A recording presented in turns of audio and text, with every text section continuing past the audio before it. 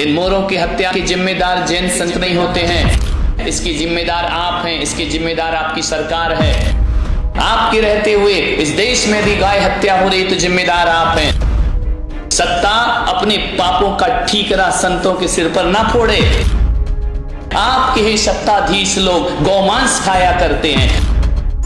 आदरणीय मेनका गांधी, आपका हम बहुत आदर करते हैं, आप हमारे प्रवचनों का विषय रही हैं। आपने जो अहिंसा करुणा के लिए कहा है, हम आपको अपने वक्तव्य का विषय बनाते हैं। लेकिन अभी कुछ दिन पूर्व आप आचार्य सौरभ सागर जी महाराज के शरण में गई, दर्शनार्थ गई, और वहां जाकर के आपने जो दुर्भाग्यपूर्ण वक्तव्य दिया है कि जैन मुनि 15 लाख मोरों का हत्यारा है, उसके जिम्मेदार हम जैन मुनि हैं। मैं आपसे कहता हूं कि जैन मुनि, जैन संत कभी भी किसी भी मोर तो छोड़े, चींटी के भी हत्या का जिम्मेदार नहीं होता है।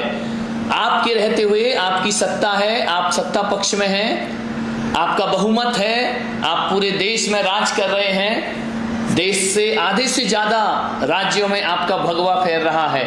मैं आपसे पूछना चाहता हूं, इन मोरों के हत्यारे के जिम्मेदार जैन संत नहीं होते हैं। यदि मोरों की हत्या हो रही है, राष्ट्रीय पशु पक्षी की हत्या हो रही है, इसकी जिम्मेदार आप हैं, इसकी जिम्मेदार आपकी सरकार है। आप कड़े प्रतिबंध क्यों नहीं लगाते हैं? आप इन हत्यारों को सजा क्यों नहीं दिलाया करते हैं? आपसे मैं पूछना चाहता हूं कि जो अहिंसा और करुणा के अवतार संत हुआ करते हैं, उनको आपने डायरेक्ट इनडायरेक्ट हत्यारा घोषित करके आए हैं। ये सबसे बड़ा कलंक आपने जैन साधुओं पर लगाया है।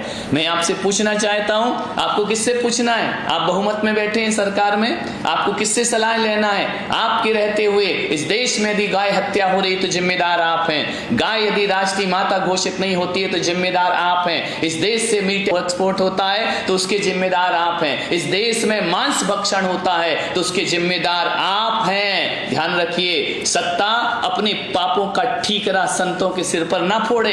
ध्यान रखना, आप अपनी जिम्मेदारी को समझने का प्रयास करिए। आपके रहते हुए कैसे मीट एक्सपोर्ट हो सकता है? 14 साल होने जा रहे हैं आपकी सरकार को बने हुए, राष्ट्र को, गाय माता को आप राष्ट्रीय पशु घोषित नहीं कर पाए हैं। क्या नाकामी का ठीकरा आप दूसरों पर फोड़ते हैं? आपकी ही पार्टी में आपके ही सत्ताधीश लोग गौमांस खाया करते हैं। आपके ही मंत्रिमंडल में, आपके ही जहां भी एक मुख्यमंत्री बने पश्चिम बंगाल में, वो कहते हैं कि 14 साल की गाय को काट देना चाहिए। उस समय आपके ओंठ क्यों सिल जाते हैं? उस समय आप मौन क्यों हो जाते हैं? सत्ता में बैठे हुए लोग, साधु संत कुछ नहीं किया करते हैं। हम तो मोर क्या, चींटी को भी मारने के पक्ष में नहीं हुआ करते हैं। हम तो चाहते कि मोर नहीं मारा जाना चाहिए। मैं आपको उस समय महान समझता जब आप मुनि सौरभ सागर जी, आचार्य सौरभ सागर जी के चरणों में गई थी दर्शन करने, तो आपको बोलना था कि यदि ये मोर पंख हत्या से आते हैं, मोरों की हत्या करके मोर पंख से हमारी पिच्छी बनती है, आपकी जिम्मेदारी है ये। आपको कहना चाहिए हम साधु संतों को